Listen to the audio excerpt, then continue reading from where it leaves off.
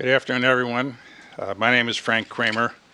I'm a distinguished fellow and on the board here of the Atlantic Council, and I want to welcome all of you to this session. Delighted that you're here.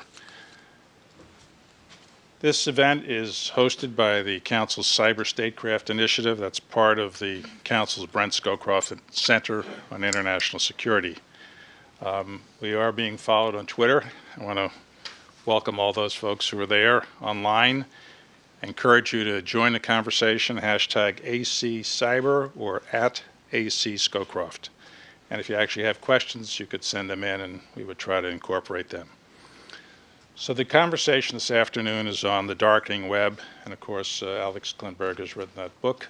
All of you can pick that up at your local bookstore. He's on tour. It's an outstanding book. I've actually read parts of it. I'll read it all, but I really recommend it to you. The whole series, the Cyber Statecraft Initiative series, is designed to bring experts and the public together in conversations of importance on the cyber arena. So we have a terrific group here today, and all of you know, since you're here, that we've had a lot of incidents in the last few weeks. Obviously, we've had NotPetya, so to speak, the attack that hit Ukraine, WannaCry ransomware, multiple sets of questions. The internet really raises issues that I think the originators of the internet, the ARPANET people, the World Wide Web people, really never thought about. The internet itself is, I would say, a public good or an international public good. But the question really is who's going to keep it good, if you will, and how do you really do that? We know we have problems. There are problems at the individual level. There are issues of privacy, privacy from government, privacy from corporations. How do you handle that question? There's an approach which many support called the multi-stakeholder model. The question is, who are the stakeholders and how do they relate? Is it better to say public-private, and what are the issues between them? We have lots of threats, state actor threats, hacktivist threats, terrorist groups, all these raising sets of issues. And as you think about these questions, I think it's useful to have at least a nascent framework in your mind. It'll change over time. It certainly changes in mine. But what problem are you really trying to solve? Not the technology, but the problem. Who's the bad actor? What are you trying to do? And the problems range very considerably. I mentioned privacy already, individual use. Go to the other end, cyber and high-end conflict, questions of espionage, questions of crime, questions of terrorism. And then you have the whole influence arena, if you will. Some people talk about hybrid, some people talk about influence. And it's how does influence differ from attack? You have attacks on operational systems. You have cyber used as a medium of exchange of information. What's the role of government in all that and of the private sector? The EU recently, about a year ago, established what they call the EU Code of Conduct for Online Hate Speech, where you can notify for the platform companies, and if it is hate speech, and that's illegal in many places in Europe, they're required to take it off. And Germany just created legislation to that effect. So all of these issues are at front. It's a concatenation, to say the least. We have terrific people here today for all these questions. Alexander Klinberg, as I also mentioned, has really written the book on this called The Darkening Web. He's a senior fellow with the Council's Cyber Statecraft Initiative. He's a program director at the Hague Center for Strategic Studies. He's an associate fellow of the Austrian Institute of European Security Policy. So very welcome, Alex. Delighted to have you here. Jane Hall-Lute, also a board director of the Council. She's CEO of SICPA North America. She's a former deputy secretary of the Department of Homeland Security and one of the most knowledgeable people in the whole arena, and was right at the heart of many of the debates that the U.S. government have. Again, welcome, Jane. Laura Galante, most recent addition to the Cybersecurity Initiative, previously Director of Global Intelligence at FireEye, which is one of the premier cybersecurity firms, I would say, in the whole world. Welcome very much, Laura. And then Tal Kopan, am I pronouncing it right? Kopan, joining us today. Tal will do the moderation. She is a political reporter for CNN, focused on cybersecurity as well as other national security topics. So I think we have a great group. We have some really fundamental questions. They span a wide set of issues. And with that, let me turn it over to Alex. He's going to give you a summary of some of these issues, some discussion from his book, and just lay out some things that then the panel can get into with respect to moderation. So Alex, can I invite you up?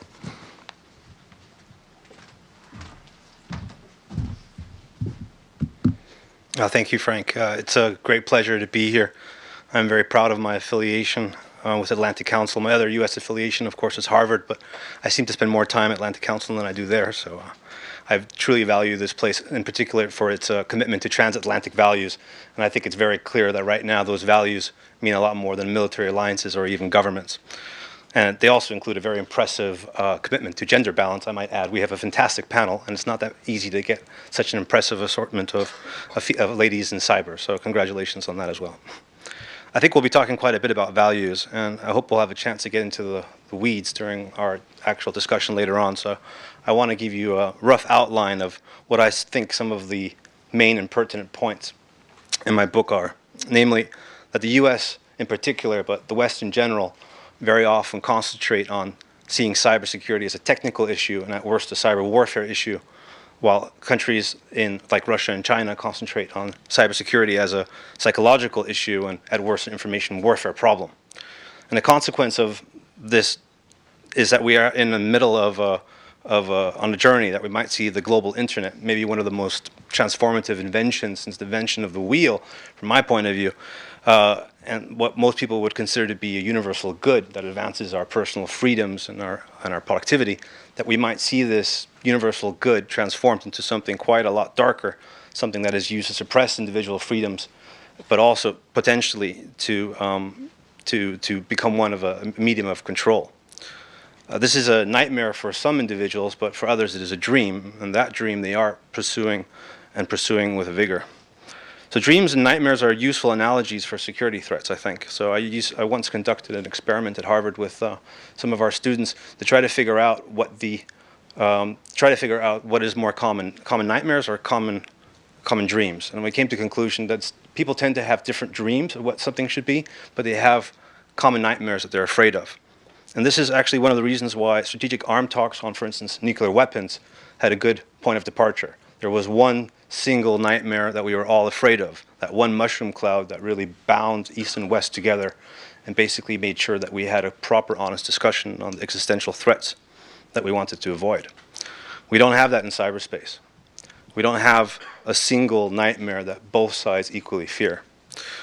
For the West, the most common articulated fear is this cyber war narrative, the cybergeddon of effectively cyber warfare occurring due to inadvertent escalation, that's accidental war, or that a once-started conflict could spiral out of control due to the many unknowns that we currently can't assess.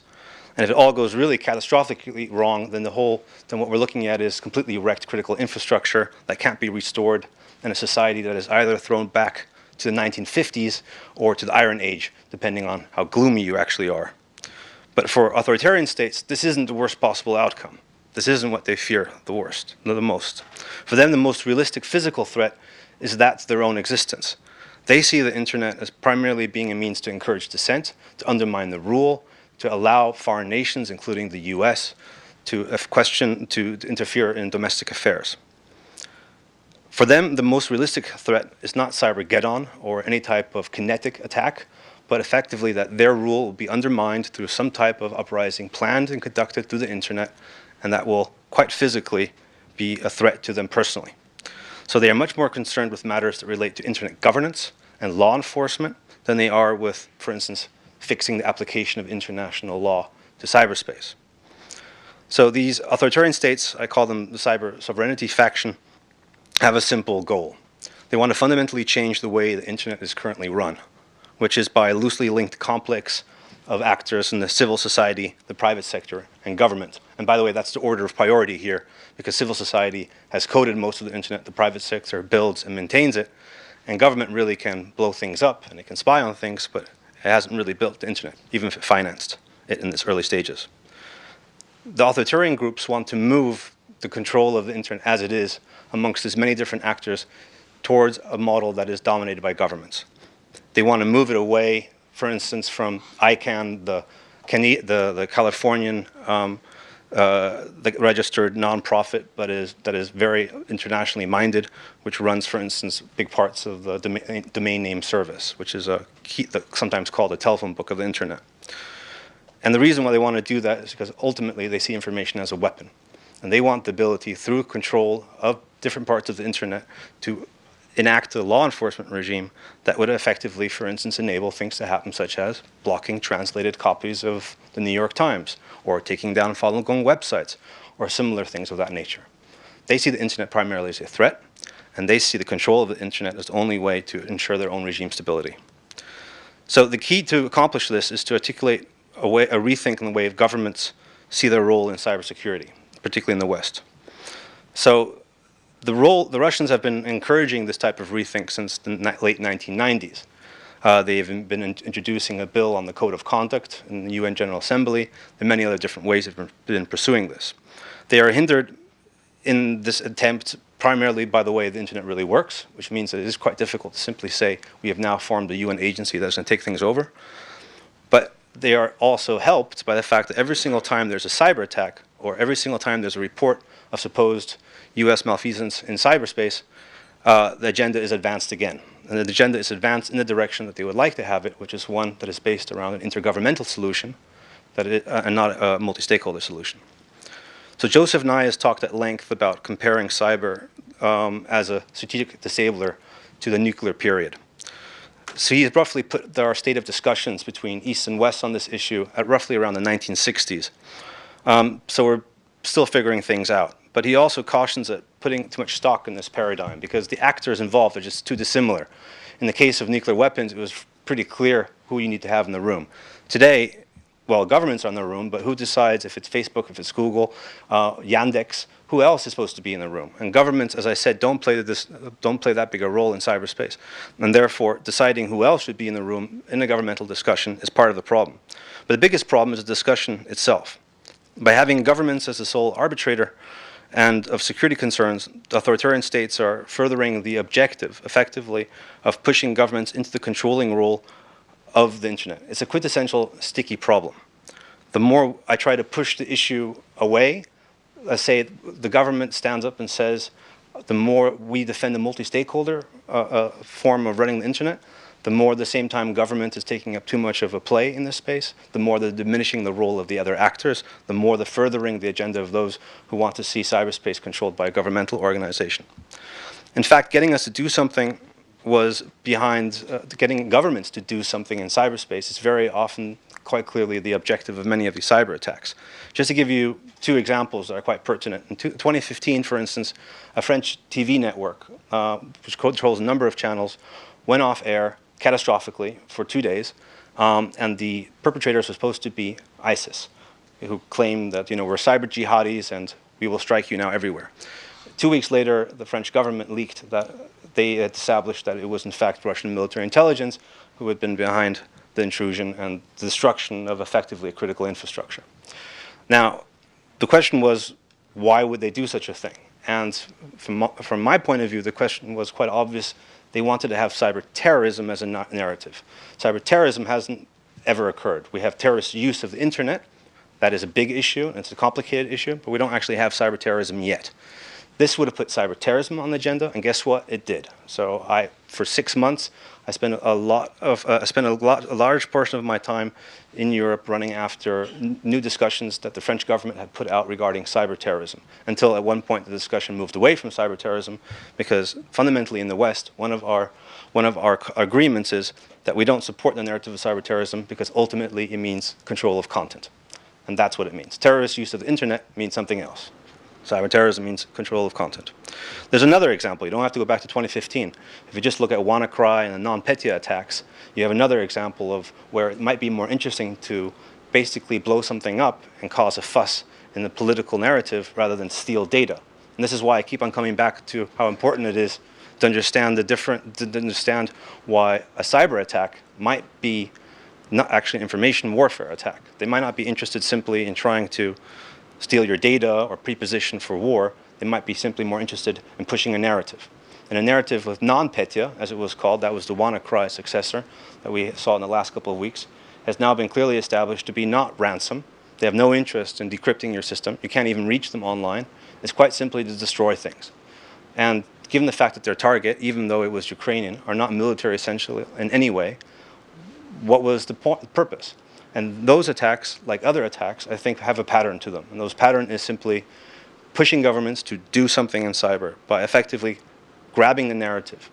And that narrative is also construed very much around security issues. Just to give you another example, Theresa May in the UK, after the UK terror attacks, announced that she wanted the UK to take a leading role in the regulation and control of data, and even didn't dismiss comparisons to the Chinese way of running the internet.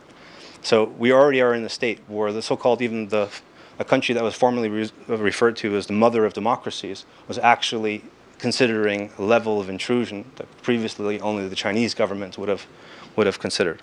Luckily, it's not been included in the Queen's speech, so maybe it's not going to be implemented. But in any case, that was the narrative. Now, our moderator, Tal Kapan, wrote some years ago that there are many analogies for cyber, and those analogies tell a lot about you when you use them. If you talk about cyber war, then you think government might be the answer. If you talk about public health issues and cyber, then you might think that some type of epidemiological model might be the answer. If you talk about climate change, maybe you think the multi-stakeholder option is the answer. I think all of these models are useful, but I think there's one macro problem that we should keep in mind above all else. What is the worst possible outcome that we are trying to avoid for ourselves when we engage in government regulation and behavior on the internet? Anything that we do, including regulation, treaties, developing of offensive cyber capabilities, what is the worst possible outcome that we are trying to avoid? And that is something I think that we haven't talked enough about. For me, it is quite simply that we need to avoid falling into the trap, this exquisite trap of information warfare that effectively amounts to the weaponization of information. The weaponization of information means that CNN, the Washington Post, Atlantic Council all become pawns in a larger game that effectively is sanctioned only by government. This is a very, very scary vision, and it's not likely to happen in the next 5 years or 7 years, maybe even 10 years, but it's a possible nightmare. And I think it's a much more likely nightmare than the nightmare of cyber Armageddon that kept us on our toes for 50, 60, 70 years. And I think the only way we can avoid this is by really having a full commitment to the multi-stakeholder model of how the internet is run, and a proper segmentation of how we have discussions on cybersecurity and internet security issues, which need to be highly siloed and highly separate so they don't contaminate each other and fundamentally endanger the free internet as it is today. Because without the free internet, there's no free speech. And without free speech, we don't have any free society. With that, I'd like to move to our panel. Thank you.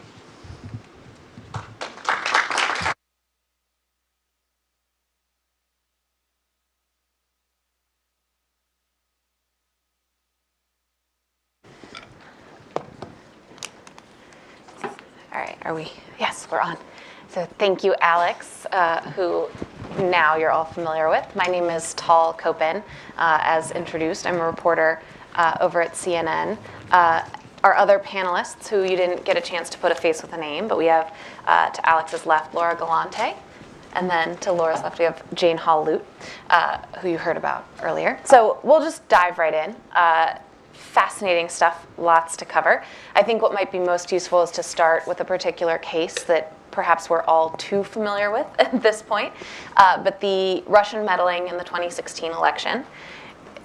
It's interesting because it's become discussed as some sort of cyber event, partially because it involved the hacking of personal emails with a sophisticated spear phishing campaign and then dumping those on the internet, and a construction of a sort of hacker figure that was used to disseminate these. And then there were sort of separate scanning incidents of voter rolls, one actual breach that's been confirmed and possibly one other, although there was no, as you mentioned, no data exfiltration or changing, perhaps.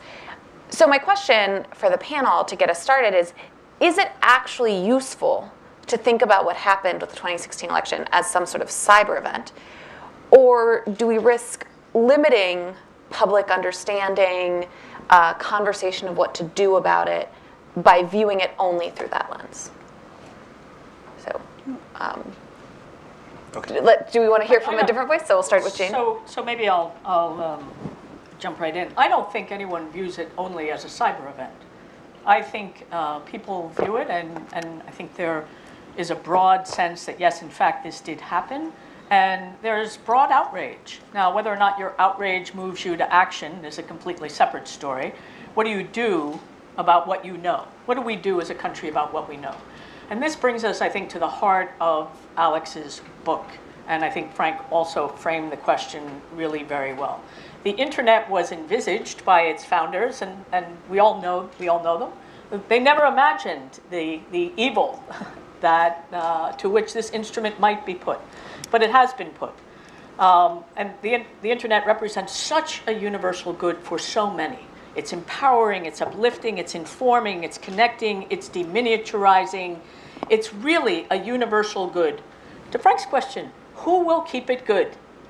So maybe the Russian hacking of the US electoral system and the intrusions into our electoral system, none of us really thought it would happen. I think it was really in the realm of the unimaginable. But I think it does, for many, focus the mind now, who will keep the internet good?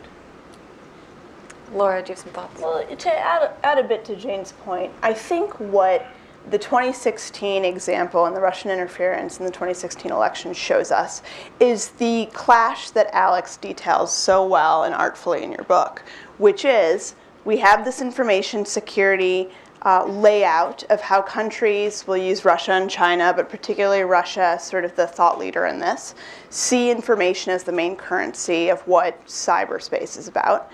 And then we've got this other side, you term them the kind of free internet faction, right? So led by the US, where we're thinking about cyber in more of a technical realm. And what 2016 signified in a huge way is two ships passing in the night on how to think about the problem.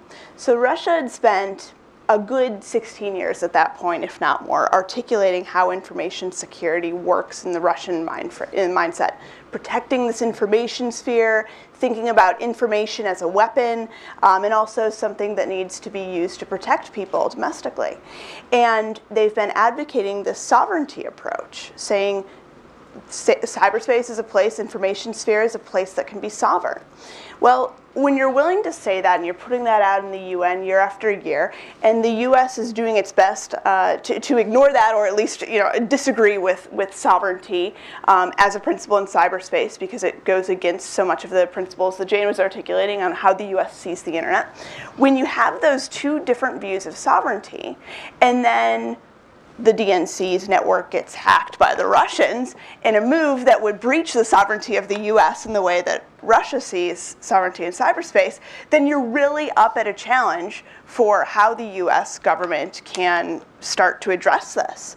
And it's putting us right at the center of this debate of what do we want our national cyberspace policies to look like, but more largely, how should states exhibit power in this domain, and how do you define the domain? So I love how much your book has started to unpack some of those questions, and I think we're finally, to Tal's question, starting to deal with those two different mindsets and see a real example over the last year. Yeah, Alex, I thought it was very apropos that your book actually starts with terms, right? Terminology becomes such an essential component of this, and to give you a chance to respond, but to frame it a little bit, as Laura brought up in terms of when you think about, okay, how do you respond?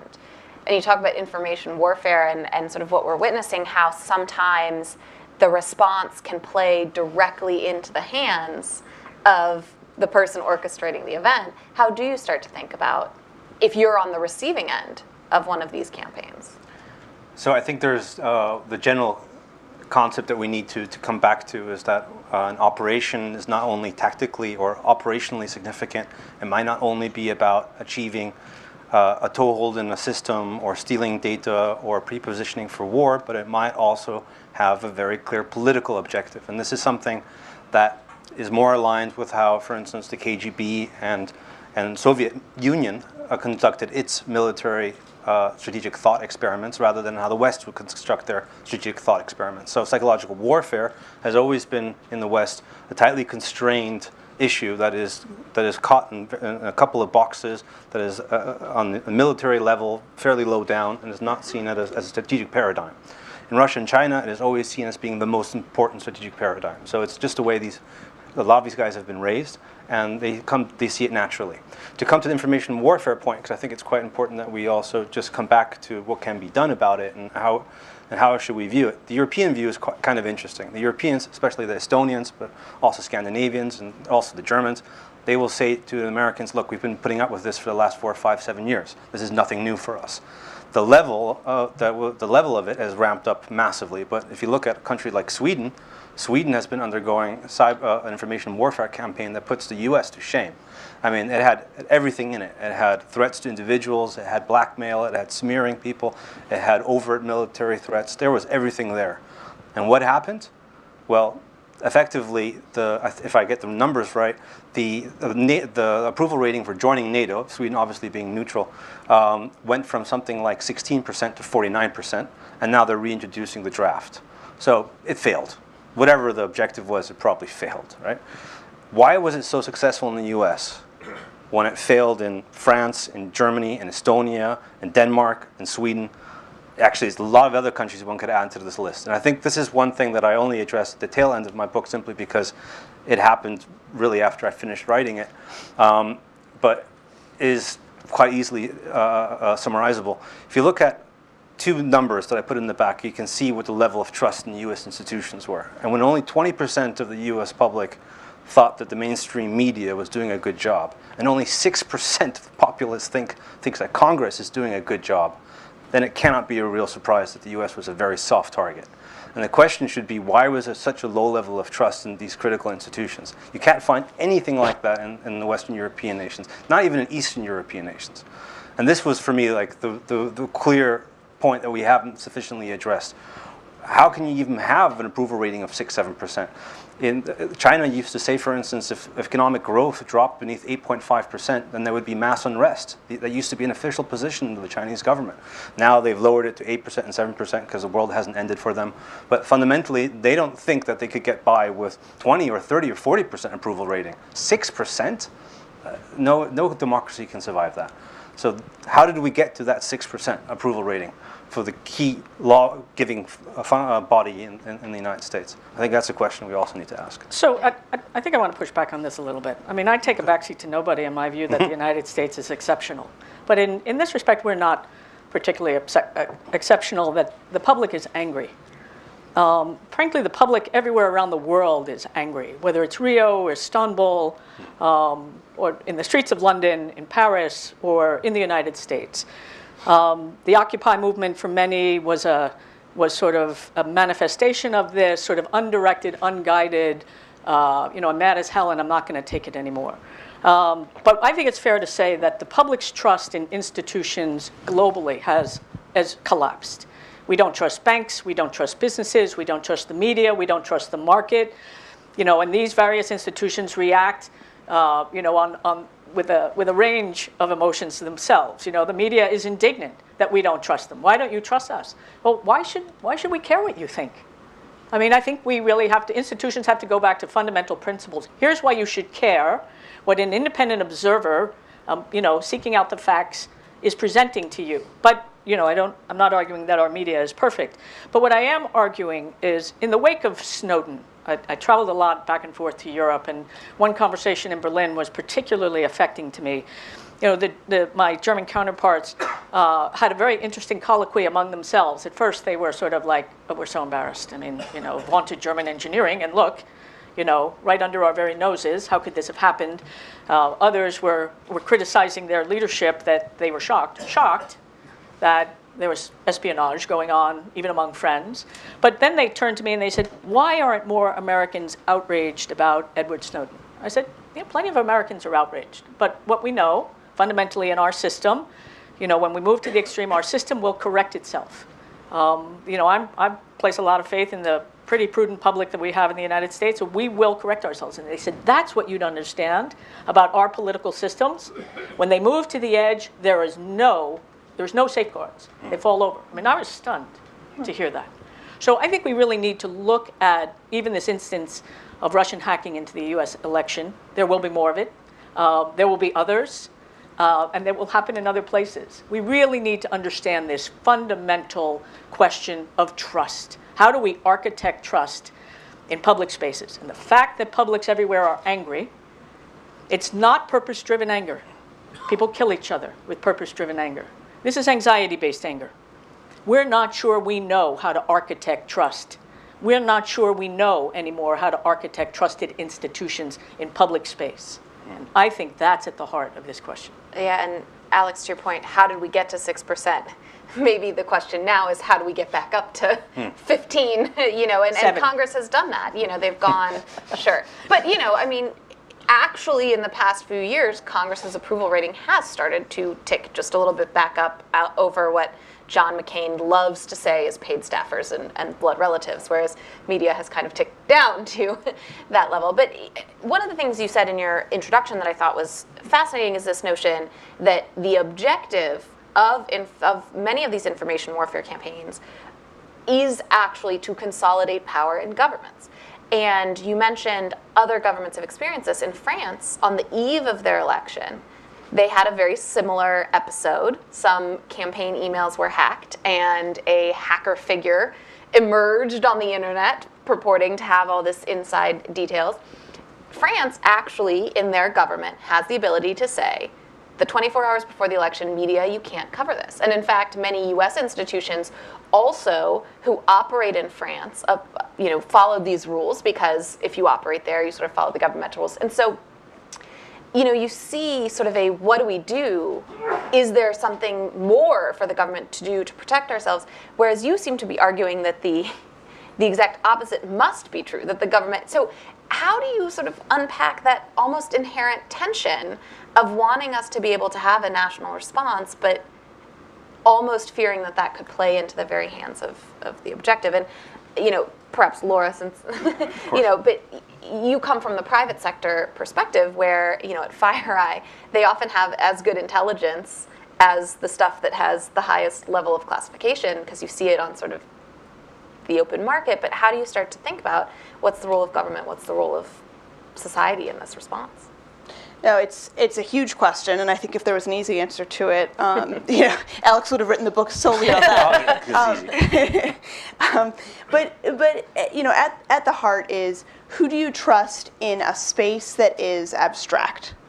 And one of the lines that I really liked was, cyberspace is an abstraction just like finance is. And I'll get back to picking your favorite analogy, but you have to have an interlocutor, whether it's the private sector, whether it's the government, whether it's the media, what have you, to understand what is going on some larger macro level in cyberspace, right? And I'm not convinced that there's any easy answer to say the government holds the cards for all that, or the private sector does, or what have you. And I think that, in kind of obvious statement is why the multi-stakeholder model has persevered as long as it's persevered, given the ups and downs and changes in how attribution has worked over the last 15 years, over all these different kind of elements that have changed in the time that we've all been watching this space, right? So, thinking from a more kind of proactive sense, which I think is what you're trying to get to, Tal, here, where what steps do we need to take, or what questions do we need to ask of the institutions that currently exist to govern the internet, or more broadly translate what's happening to the internet, is who holds what roles and where do they carry forth that role? And in the private sector, frequently they're looking at, whether they're investigating a Fortune 500 network where the FBI is not going to be the first call, or, or they were the first call also, but maybe the private sector's been on it for the last year as a managed defense client or what have you. But where there's insight that's coming from industry, what is the right level of kind of oversight or lack of oversight for how those findings should be shared and how far those findings go? When you're sitting there as the person in a government seat or a private seat with first eyes or even second eyes on a network incident, on malware that's never been used before, on the use of a 0-day, on something like that, what's your duty to talk about that to the rest of the world, knowing how huge the implications are around this? Well, and we saw this. CrowdStrike were the ones to respond to the DNC hack, and they came right out and said, we know these Russian government hackers. And it was the intelligence community that followed suit months later. And even in releasing, at the time FireEye released APT 28 originally back in 2014, the report of this group, and I'll tell you, we lost a lot of sleep. There's people in this room actually who lost a lot of sleep deciding whether we should reveal that we had a judgment that this was Russian government group and the tools behind it and how they were acting, what have you, and that contributed obviously to that conclusion early in 2016 around the DNC hack. So these are really weighty questions that a lot of different people are dealing with, and what are mechanisms that make some of them more consistent or predictable with or without government oversight? It's a huge question. So the trust issue, which you keep on coming back to, which I think is a fascinating topic, and it'll bring me back to also what Jane said beforehand. If we see trust from a micro level, a technical level, and we take it up to the level of national response, there are interesting things to be learned here. Information security, so what FireEye and all the other security companies do, which is called information security, works on a trust level. People exchange information with each other according to their own protocols. Sometimes that information really should not be shared because of legal reasons or contractual obligations. It's done so on the trust level. Trust is the most important thing amongst the defenders of the internet. And guess what? It's what also built the internet. The internet could not work without it. If there wasn't trust between the root zone operators and other pieces of the critical infrastructure, the whole thing would collapse immediately. It really is built upon trust. And there is trust but verify elements. There are different ways of doing that by having additional people involved and similar, but it's based upon trust. And it's not an immature way of approaching the problem. It's a very mature way of approaching the problem. At a slightly higher level, talking about national responses and endangering trust on a national level. One of the things that I've repeatedly argued before this book is that the only way governments can do something called whole of nation a response, which is not like whole of government because it includes non-state actors, is in Western democracies encourage the cooperation of the non-state actors. You can, of course, just simply go and say we have a law. I asked the French government once, "What is your public-private partnership policy in this?" And they go like, "What?" Because we have a law, and that's it. It's like, okay, you can do it that way, but but it's probably not going to cover all the bases you want to cover. It's interesting to note, by the way, that the TV channel that was knocked off air wasn't officially designated as a critical infrastructure. Therefore, it wasn't an act of war for someone to knock it down, right? So it was like, oh, well, you missed that TV station, so we'll knock that one down. Now what are you going to do, right? So it was clearly walking up to a red line and putting a finger over and seeing what happens. So engendering trust, I think, from a government point of view, is critical if they want to have the non-state actors involved. And that means the private sector, it also means the civil society. We saw, for instance, in the Obama administration, the last 2 years, there was a big push to go out and encourage, effectively, both Silicon Valley, but also other actors, to be much more supportive of the U.S. government efforts in this space. That wasn't by accident. But the U.S. government also went out of its way to encourage trust with its international partners. Well, President Obama gave this famous NSA speech where he announced limitations on the use of U.S. intelligence assets. Never been done before. It was very much a first in world history, and the reason was because they were fully aware of the fact that trust was such an important factor here. Where I think things maybe didn't have yet still to develop was how we actually communicate cyber capabilities per se when we talk about trust. So for instance, there's no public definition of what exactly cyber capabilities are. You can look and you can find documents, JP312 and JP313 and a lot of other acronyms, but you won't find declassified definitions of the different types of cyber operations and exactly what they can do. It's like basically saying, here's a weapon system. We can't tell you if it's a plane, a tank, a submarine, a biological weapon, but it's there, right? So, and we might use it or we might not use it. So I think it would be very helpful to have an open and transparent discussion, for instance, on what these cyber capabilities are able to do, what they're supposed to do, and that would encourage a public discussion maybe among states. That would be very helpful to understand what are government capabilities in cyberspace, and then we can also figure out what basically our common nightmare is. Because if we do have a common nightmare of the lights going off, even for authoritarian regimes, they will always be interested in their physical security. If we can make it very clear, this is what we can do to you, and we pretty are sure you can do this to us. Let's figure out a way for that not to happen, at least by accident.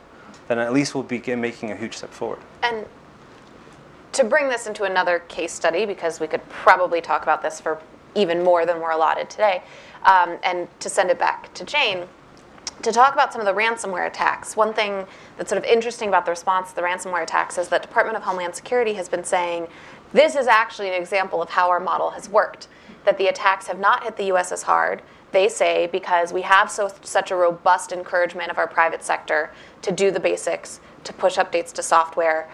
There aren't as many bootlegged versions of things in the US and that type of thing. So when we talk about those ransomware attacks, have any best practices emerged? And when we talk about ransomware attacks that weren't actually ransomware, how does that affect sort of the model for one of your favorite topics, but cyber hygiene and the basics? No, I think that's right. I mean, there are a couple of things that I think are maybe historically interesting, and are they still relevant, is how governments have struggled. Every single government has struggled with its role in cyberspace. The key questions: how do we architect systems we can trust from components we can't? How do we ensure the integrity of information and identity in an open internet? And what should the role of governments be? And every single government that has been tackling this problem has had a fight internally between the military, intelligence, and that community and the rest of that government. And you can sort of see who's won. I have said for a long time, we cannot run cybersecurity as if it's an intelligence program for this country. We will not be safe. I think governments, the key role of government is to tell us how should we distribute responsibility for cybersecurity in this country? What should my role be as a user, as an enterprise, as a software developer, as a manufacturer of hardware? So I'm a big believer, Tal, as you know, in basic cyber hygiene. Why isn't government telling us? Why isn't government telling every enterprise there are 4 or 5 things you should be doing that will reduce your vulnerability by well over 80%, and pick a number. Hardware asset inventory. Do you know what's connected to your network? Software asset inventory. Do you know what's running or trying to run? Permissions control. Do you know who's wandering around your network, who you've given permission to? So people who have access to information they have no business, and processes they have no business having access to. And then an automated system in place to alert you to the proper patches that you need to take expeditiously. And are you patching? So people used to ask me when I was at Homeland Security, what keeps you up at night? I'm working 20 hours a day. Absolutely nothing. But what's the greatest threat that you see? Unpatched vulnerabilities. Absolutely. I mean, to me, without question. So when we get down to, have governments been discharging their role? Alex is arguing strongly that they're overplaying their hand, that there's a movement out there for governments to control the internet. And there's no question. There are a host of governments that believe that governments ought to be at the heart of who sets the rules, what the rules should be, who has access to them, who has access to the internet, under what conditions, et cetera. And then there are others, like the United States, a number of countries from Western Europe, obviously, who believe that in this multi-stakeholder model. Why is this so important? Because I think in my lifetime, there have been 4 strategic questions that the world has had to confront. And when we confront them successfully, we confront them multilaterally. And the new multilateralism is multi-stakeholderism. Now, governments at the national level may not have this right, but ask any mayor you happen to see. It is the only game in town if you want to get things done. They work in a multi-stakeholder with the private sector, for-profit, not-for-profit, churches. They are the equal opportunity convener for solving community problems. But those 4 strategic questions have been, in the wake of World War II, how do we save the world from this happening again? What did we have? We had the UN, we had NATO, we had a number of multilateral institutions established and that flourished. You could argue over that, but they were established, and they have gone a very long way to answering that question. On the whole, during the Cold War and the potential for nuclear annihilation, again, the turn was to multilateralism. In the post-Cold War, when we're struggling with these issues, and today, we have not presented that answer. And so Alex may be really onto something. The new multinationalism is multilateralism, is multi-stakeholderism. Do you, Laura and Alex, do you feel like there is a win anywhere in these global ransomware attacks?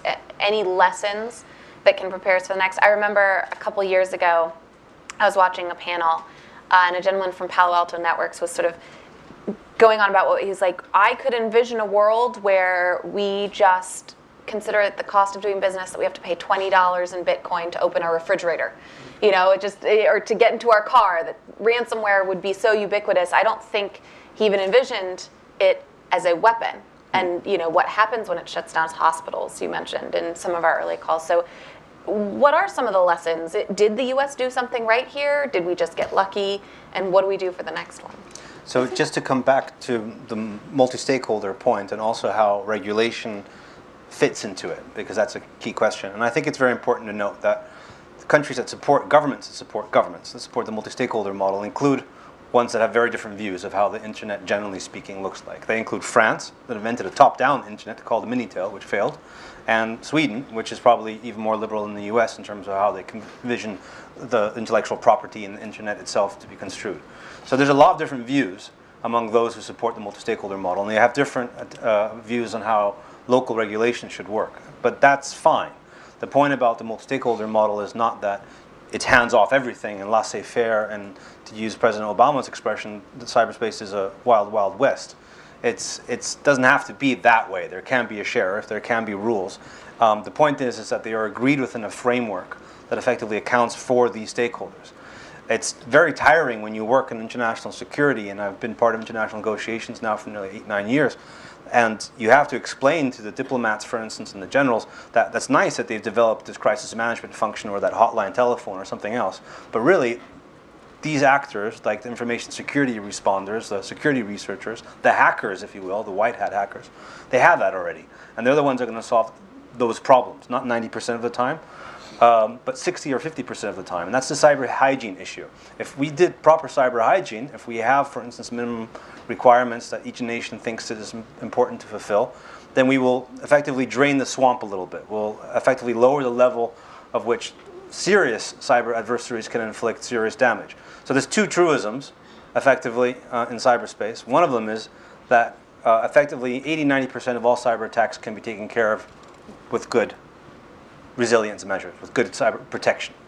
That's definitely true, because even advanced state adversaries will always use the cheapest tool at their disposal. They're not going to use the magic tool, they're going to use the cheap tool, because why should they use the magic tool, right? On the other hand, a committed attacker will always get in, and that's not probably going to change, because man is the measure, and the easiest cyber attack is if I call you up and ask you to give me your information. That's effectively what social engineering is about. And cyber is just a detour. So there always will be different ways to do cyber attack. Then we won't be able to technically fix all of them. But if we drain the swamp on all this distraction and all this noise that is happening, then we can deal with more significant issues. And that can be done with local regulation. And it's not a contradiction to the multi-stakeholder model at all. What would be a contradiction to the multi-stakeholder model is to say that there's a general body that worldwide that says all content has to obey this particular criteria. And if one government, for instance, has a problem with this content, you are obliged to take it down, no questions asked. That's the type of model that has been put forward for 17, 18 years, and which luckily has been resisted so far. But I think it's also important that amongst the different actors, and this means also the private sector also engenders trust with governments that they're able to manage themselves a little bit. It didn't particularly, the European Union, they thought effectively Google hadn't done that, for instance, in some issues, that Facebook wasn't doing that, and they fined them a lot of money, right? But so there is, though, however, on both sides, in at least countries that believe in the multi-stakeholder model, there is an awareness of the praxis of the multi-stakeholder model, that there are these big, massive bodies, but there's also these very small bodies, like the civil society actors that really build the internet, who have to be engaged with and have to be given their due. And I think it's the question of how we engender trust in that model, not necessarily always what that model does, because that will be up to them. Laura? Well, and to wrap this back to WannaCry, just to make it really topical, I think there are a couple glimmers of light, and feel free to argue with this premise, but the information security community was and it was a researcher, I forgot where he was, maybe he's in California, who was the first to kind of figure out, and it was on, by accident, redirected the server, the UK. DNS. It was in the UK. Yeah, it was in the UK. Redirected the DNS and basically stopped WannaCry in its tracks over lunch. And he was very humble about taking credit for this, what have you. But it's a good example of where the InfoSec community, has been the first to the scene on some of these major situations that have happened. The other kind of glimmer of hope to find in WannaCry to me is I was in Kosovo when WannaCry was happening, and it was newest country in the world, right? Kosovo. Everyone couldn't stop talking about WannaCry as if this was the moment when they could use this to wake up decision makers around spending in cybersecurity. And even though some of these incidents might be in the technical community kind of looked down upon as, oh, that was so simple, or it wasn't particularly sophisticated, they have an enormous wake-up call, not only on the cyber hygiene side, but for companies and basic practices, the digital equivalent of lock on your door, that need to be taken by companies and governments writ large. So they can have an enormous effect in just mind share and mind change. And I think that's what this spring has signified.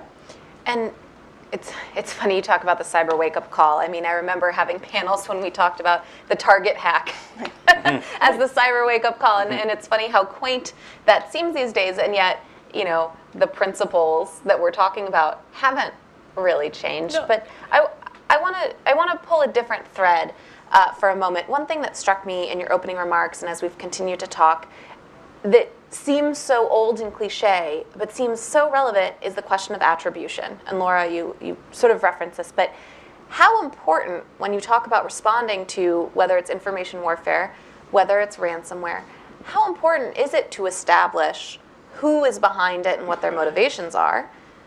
And when we're also talking about trust and how many Americans still have doubts that are sometimes fed by people that it's in their own interest to feed those doubts, that Russia was behind some of what we saw in 2016.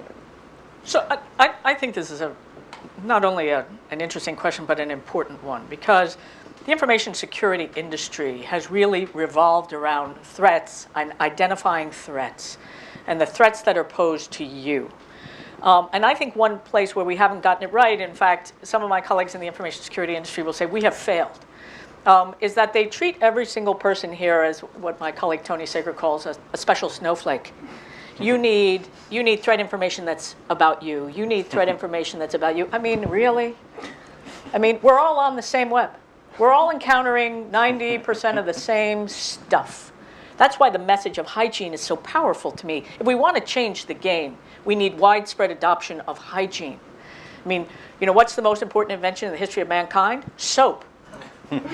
Soap, right? And then my colleague said, oh, wrong, the commercial soap. It was making it available, at retail, is retailing soap. But so your point about we still have this fascination with the upper end, the high-end cyber threats, the ninjas. It was Kevin Mandia and his group that were the first ones to call out the Chinese a number of years ago. I think the United States government, of which I was a part, we were the last. Now, so why, if hygiene is so effective, why aren't we hearing more about it from governments who ought to be authoritative on this? I think because in part, government is preoccupied with the high end, and for a very long time, we treated all these problems as a matter for the intelligence community, and you're not cleared. And business treated it as a nuisance and wanted it to go away. And if we only knew what the government knew, if we only knew what NSA knew, we could protect ourselves. Just give that information to us. And what we've learned from FireEye and others is that it's going to take a village here. It's going to take all of us in the game. And people identifying threats. But frankly, I don't brief my daughter on streptococcal or meningococcal anything. I said, brush your teeth, wash your hands, don't share food. I give her that basic hygiene to successfully get through her day, which is what most of us need. And Laura, you sort of work for the leader in attribution, so I'm curious your thoughts on that. Worked for, I've actually left FireEye since, Right. But attribution's always going to be the natural question. Who did it, right? I mean, it's just part of not just human nature, but the sort of requirement in response to any of these threats, right? So I think Jane's point on, yes, we've been talking about threats, when on a defensive standpoint, we need to be talking about, hygiene. Do you have a sprinkler is more important than what types of arsonists are out today, right? So yes, that matters in defense. But when we're talking about international cybersecurity, when we're talking about these bigger questions of how do states respond to whatever the incident might be, attribution's always going to matter. And I think we have come a long way from the days in, let's say, 2008, 2009, when it was still sort of a throw your hands up and just say attribution is going to be the defining feature that's impossible for us to do anything about cyberspace. And having been part of the Mandiant team, working on APT1 at the time, there was definitely a desire, and we were really motivated by our motivation was to go and figure out how do we explain this massive data theft that we're seeing in intellectual property theft that we're seeing, and then put a face and a unit behind it to really explain this. But the goal wasn't attribution in and of itself. The goal was to figure out how to do something about it or provoke a discussion that did something about it. So attribution as its own sort of, desired state isn't really the question. It's what are we doing attribution in order to achieve? And Alex will have some last thoughts on this, and then y'all better have your questions ready because I'm coming to you next. So, Alex. Well, the question of attribution is always been a very interesting one. Either people were furious without being raised, saying you're not cleared for the answer on this.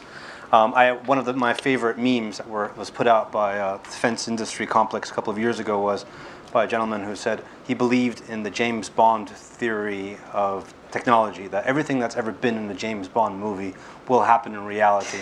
And since somehow there's been a magic black box that attributes everything on the internet in the James Bond movie, that already exists now.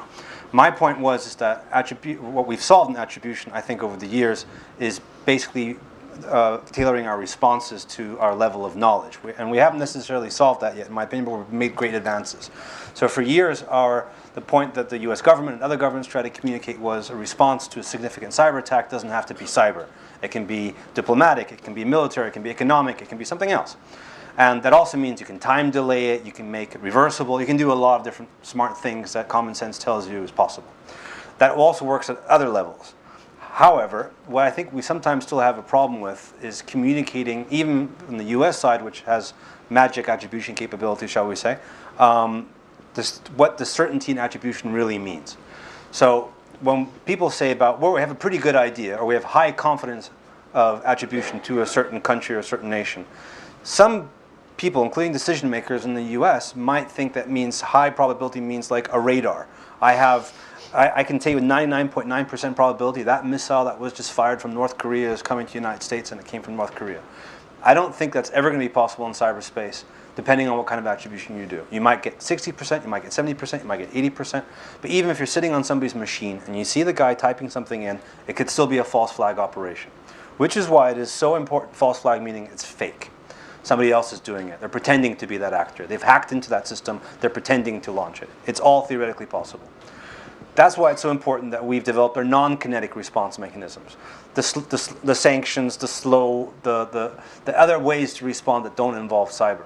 So that's been a key development, I think. I don't think, however, that we've made it clear that things can go catastrophically wrong.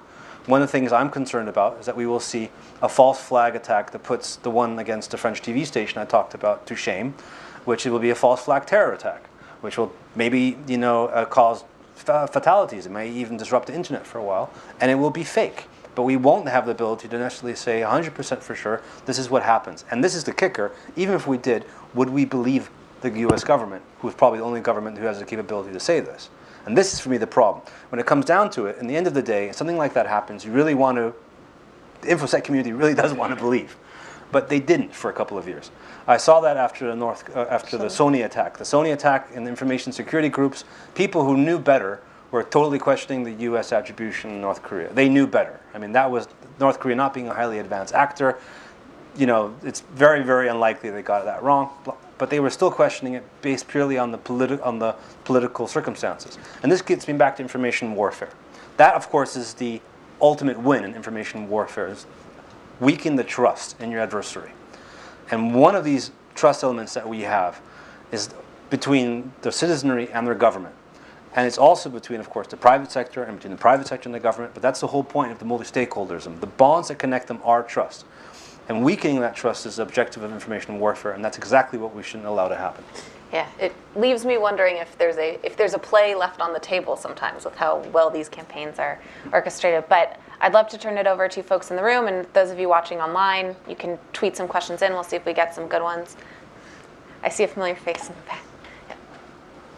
Yes, go ahead. So, the working theory, as I understand it, is that the WannaCry attack was based on some code or an exploit that was leaked from the NSA in April. Given the nature of information, that it can be copied endlessly, it can proliferate rapidly, do governments have a responsibility to prevent the proliferation of state-level tools? And sorry, if folks could introduce themselves when they ask a question. Yes, Hunter from Al Hura TV. So I would say, of course, governments have a responsibility to protect the unauthorized release of tools. Yeah, I would second that. And the fact that the U.S. government was apparently involved in the WannaCry attacks by simply not having effective control over their cyber weapons, if it's proven to be so, would even be an international law matter, right? So you are responsible, you have to have effective control over your military assets or your assets of destruction. So that would be a very key point. So I think that is easily answerable. I don't know what Laurent said. No, I'll third the sentiment. But to push on this, I mean, is that something that needs to go in, not just in terms of, okay, we have this, how do we, but when you think about, as a government, what can we construct? Does there need to be is this even worth constructing because of the remote possibility? It could go, I mean, look what happened, Stuxnet obviously went not quite the way it was expected. So, I mean, how does the government think about that at the front end and not just in terms of securing what they have? So I'm going to speak theoretically. I'm not going to speak about any specific example, not theoretically, but at a higher level of abstraction. No, I mean, I'll talk practically. Of course you do. Of course you weigh, I mean, this is not peculiar to cyber tools. I mean, there are a number of other areas. Medical doctors go through this. Legal lawyers go through this when they're mounting defenses. Are certain things, will we do more damage than good? How do we control, what do we think will happen? How do we control the worst effects of what we can? Of course, I mean, and the public has a right to expect their government is going through that kind of calculus for all kinds of things, not just cyber tools. Oh, do you want to jump in? I'll have one point to add on that. So I do think, though, that even though this so-called equity problem is ongoing, people are always trying to balance out competing interests when constructing, for instance, a cyber weapon or designing even, for instance, a hospital or something similar. In the case of cyber, things did partially go wrong overall. I do think that there was an overall emphasis on offense rather than defense. I think there are many reasons for that, in particular because it's just so much easier to do. And also because defense really is really expensive. Not only it's simply expensive to do on a political level, not on a financial level. It's basically you might have to introduce legislation. You might have to do this. You might have to do that. It's sometimes much easier just to draw up offensive capabilities in the black box that you don't have to really justify and basically say we have a deterrence model instead. We don't need to do resilience, right? And in the U.S. case, there are many other legal reasons why it's very difficult to do resilience the way, for instance, small countries like Sweden, the Netherlands, Switzerland, who are very good in cyber defense, can do that. So, which is really all the more reason we need to bring hygiene right to the front of the class here. Yeah. It is a, relatively speaking, straightforward, far less costly to patch on a regular basis and to know what software you're allowing to run on your system than to have to clean up the mess afterward. Because that's the thing, it gets cheaper as things get worse. So it might have been very difficult 6, 7, 8 years ago when we talked about certain aspects that would be relevant for cyber hygiene, be that regulation, be that insurance markets, be that liability, all these kinds of certain things that would just not politically be possible, and indeed sometimes were shot down. Now these things are increasingly possible, so the costs, that's what I meant in terms of costs, is decreasing. But I would even say that it's part of those costs should be on the private sector themselves to realize how much trouble they can get into if they're not looking after their own systems. And that wouldn't even require that much in the way of government incentive. Right here. Sam Visner. There's a microphone. Thanks. Sam Visner with ICF and Georgetown University. I take your point that some countries are better at cyber defense, but we're larger and we don't have the luxury of some of the conditions they do, and we also have a larger role in global governance. My concern is this. I like the idea of a multi-stakeholder internet, which is really a global commons, that is a place in which we express our interests. But I think that may be too self-referential. We've glued that global commons to our critical infrastructure. We've glued it to our electoral system. If somebody regards our critical infrastructure as a battlefield, then they will regard the internet as part of that battlefield. And I think that what we may be seeing is an evolving concept of operations. We may not have the luxury of referring to the internet as this multi-stakeholder global commons that we so much admire, that I would actually like to see sustained. I think we are looking at other countries which have an entirely different concept of operations. And just as Germany had a very unpleasant concept of warfare, but it redefined warfare in the Second World War, and other countries had to adopt that redefined concept, we may be forced to do so as well. Or at least we're going to have to take it into account. And I'd be curious to hear what we might want to think about from a policy perspective in a world in which we can't define the internet the way we want to. And other countries may be defining it as essentially a battlefield. So has the governance model already won, Alex? I think your point that other countries see the internet differently is well taken. I totally agree with that.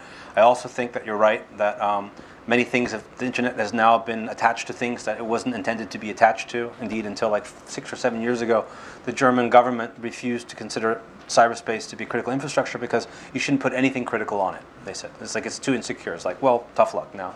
Now that's happened.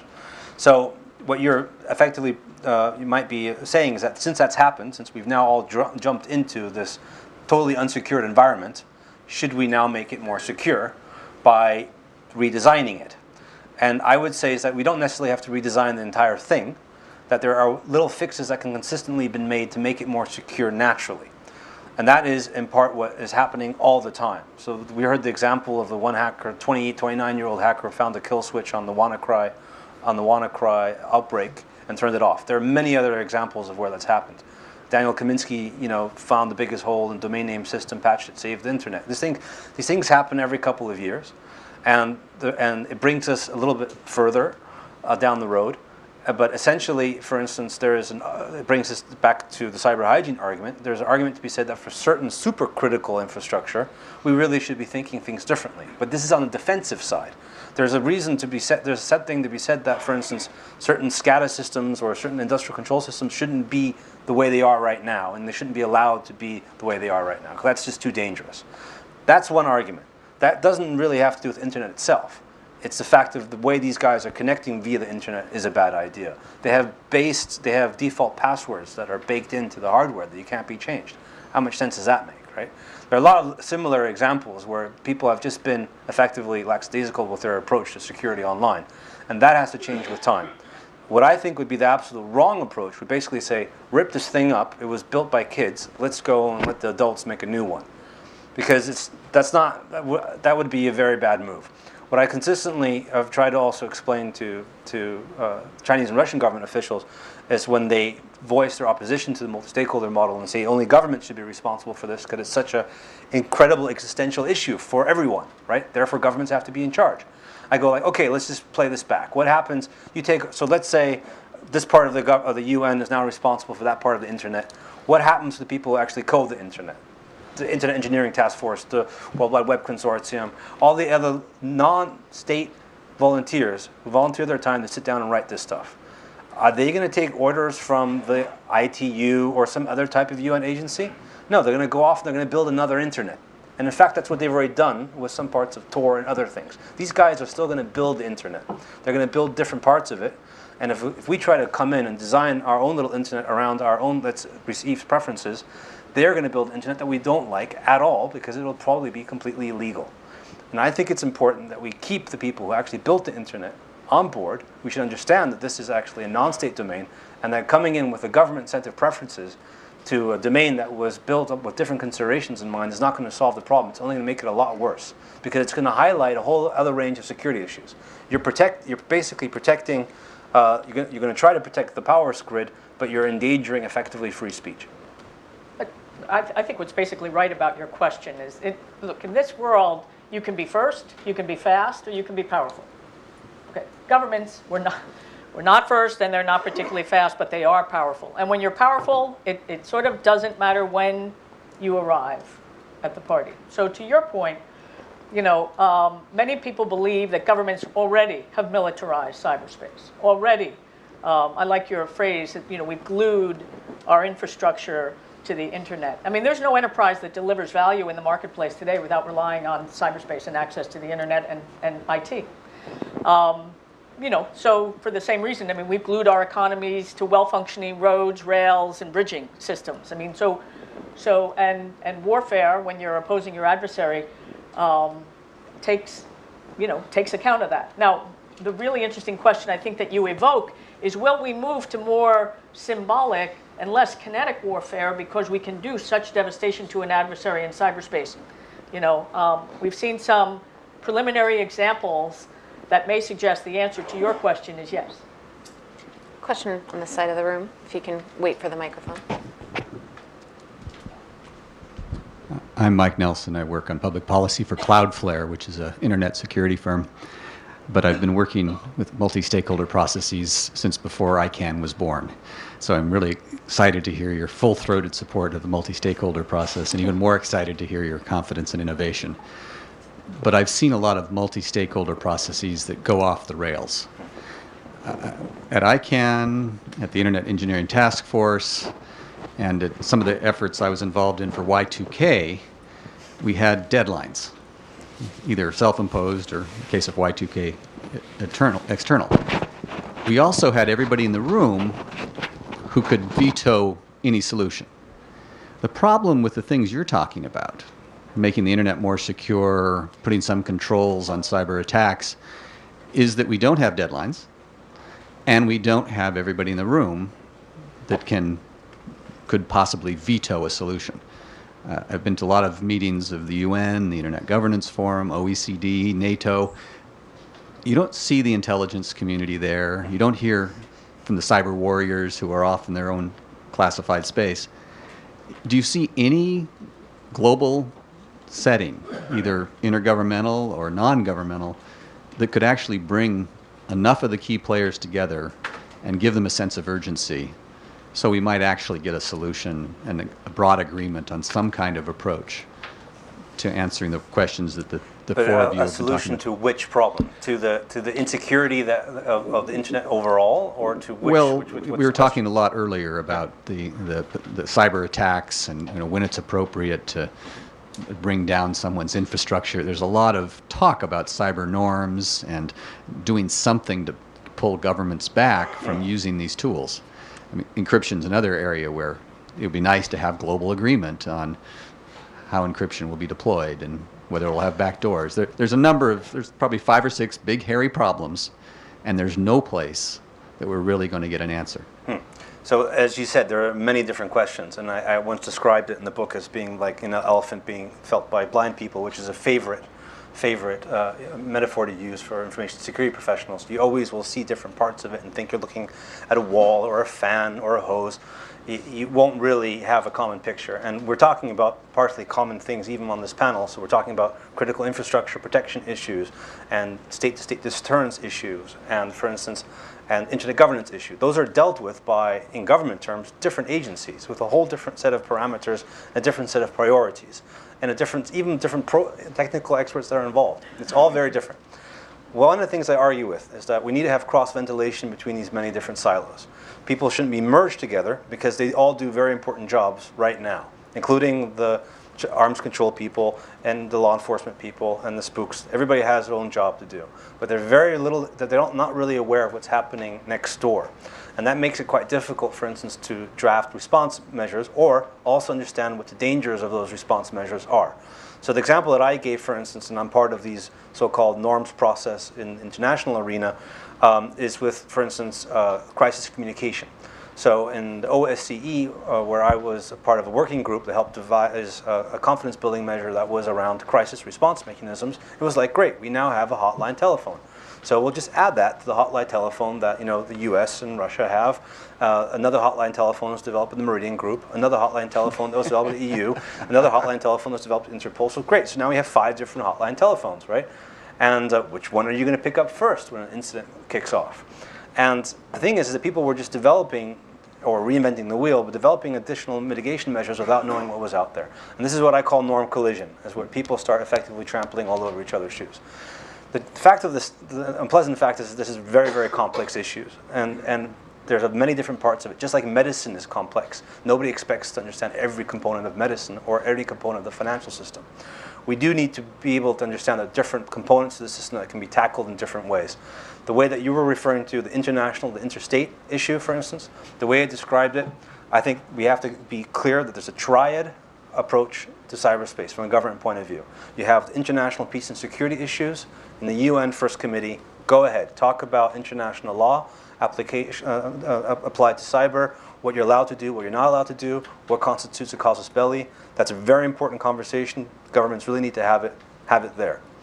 The second basket would be the UN Second Committee. You can talk about economic issues and also crime. And then you can even have that conversation about terrorist use of the internet, which is so important to so many nations. That's great. You can have that right there.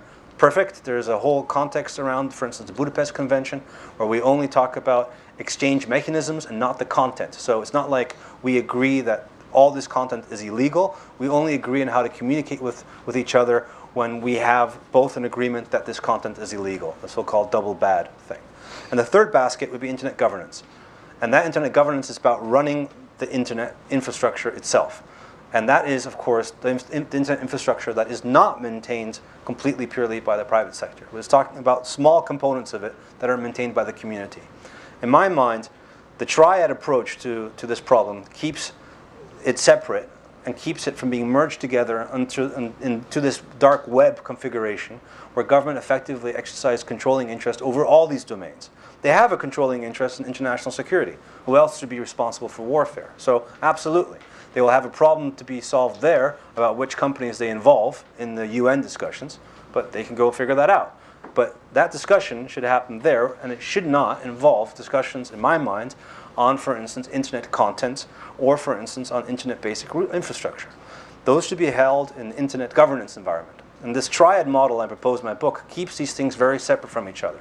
It makes it very clear that they can't be merged together and therefore they can't be compromised. And to come back to your point, you've seen the multi-stakeholder model in action. You've seen how things can really slow down. Sometimes there are attempts to take over parts of it. I've seen attempts in Internet Engineering Task Force by governments and by companies to flood the meetings where standards are set that run the internet, and they try to make the new standard their particular topic of interest or their particular code that their company owns. They go in there and they say, this is going to be the stuff that runs the internet for the future, and we own it, right? What happens? People are like, sure, okay, no. Or they go someplace else and they make if they try to I'll quote one of the guys from the community, he said, people don't understand that the IETF is not like an organization. It doesn't even officially exist, the IETF. It's not even an official organization as such. It belongs to something else called the Internet Society. And it's just the name of the hotel these guys meet. It's nothing else than that. And if somebody comes over and buys a hotel, they're just going to go someplace else. And I think the system is very slow and cumbersome and ugly, but it's better than all the rest. And I'm curious, Laura, and one of the things you mentioned is encryption. We're starting to see these laws now, and commerce and technology is not country by country, it's global. So to once again force you into the voice of the private sector to the extent that you can channel it. But I'm curious your thoughts on this and the notion that there's a marketplace that is also affected by all of these things that may or may not feel obliged to respond. Yeah, let me just pick up on kind of one last point, and I think what was a good question of how do you attack this, though we can't even define this, right? Like cybersecurity writ large. And I get this thrown at me all the time, and it's sort of it's as if we're talking about this domain like it's something where you can have broad expertise on all these different issues. And I think there's a huge power in categorizing and bucketing. And Alex went down a rabbit hole into how the UN is doing that and how there are different elements of this, and your triad approach is a good one. But cybersecurity is such an enormous, not just field, but conceptual area that the power to say, and this is where the liberal arts majors of the world get to play in this land, to say, hey, is this something we haven't seen before? Or is this something that should fall under an arms control framework? Are there existing mechanisms that have been formed in the last 60 years where people were thinking about this kind of stuff that actually would serve us well, right? So I always challenge, there's always people with the political science degree who come up and say, how do I get into cyberspace? Or like, what's the right role or what have you? I think there's a huge translation problem that we have in the space now and a need for bucketing that the technical side and the strategic, political, however you want to frame it, policy community can really play together to figure out what has existing law that's assigned to it and what doesn't. And unfortunately, Jane had to step away to a pre-existing commitment. But if I may, we have a question from Twitter from someone watching out there in cyberspace. So thank you. I believe this is picking up on the theme of the question earlier, but in terms of the loss of cyber weapons, which I interpret to mean losing control of a weapon that's been developed, how, and to your point, do we have an existing framework? How would that be handled under international law? How would it be handled today? And ideally, what would you like to see in terms of that issue? So I'm not an international lawyer, so I have to say that straight off. The concept of effective control in cyber weapons is a very dicey issue that I've been following from the peanut gallery for a couple of years. And it's undermined by the fact that we don't even have liability laws for software, right? So if your software breaks and you get killed by it, you really can't sue anyone. So how should you be able to sue the US government if they lose control of their cyber weapons? It doesn't, of course, work that way because international law is based on a different premise. But fundamentally, there is a political commitment to be careful how you use your cyber assets. And an interesting example of that is not only losing control of your software, which is the WannaCry example, but also when your staff, meaning your cyber operators, your cyber warriors, go off and do something on their own time, when they're moonlighting, and especially like that they go off and they do a hack that they're supposedly doing as a private contractor. Now, this has been the case probably in China and in Russia. At least the governments in both those countries said that's what was the case, that this person happens to work there, but he did that on their own time. He wasn't really working for us. International law is very clear on that. If you're an employee with a special skill set and working for a government organization, and you go off and you do something naughty, government's still responsible. It's a little bit more difficult when it's about something as intangible as software, but I do think that there's a political liability. And I do think that many heads were being scratched due to WannaCry and NotPetya, and people were very embarrassed of what happened. I only hope that they're embarrassed enough that they're more careful in the future. But legally, there's very little recourse to it that I'm familiar with. I have a JD and I'm not touching that. It's a huge question. And what forum you would even try the shadow broker's case in is sort of a question in and of itself. So I think it's too big to start here, or at least between you and me. Mm-hmm. All right. Well, Jonathan Nichols on Twitter. I guess you'll have to carry that one out to another day. Yes, we have probably our last question right here. You can take 3 or 4.